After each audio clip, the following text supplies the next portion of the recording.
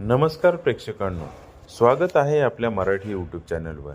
आज आपण पाहणार आहोत गरुड पुराणानुसार पापांची शिक्षा आणि पुनर्जन्म.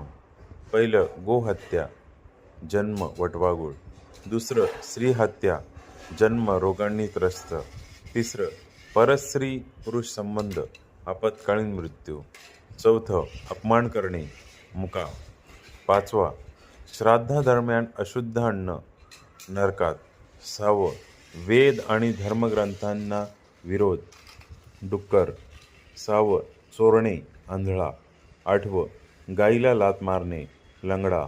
9वा खोटे बोलणे, चिंगराचिंगरीत. 10वा विष देणे, वेडा.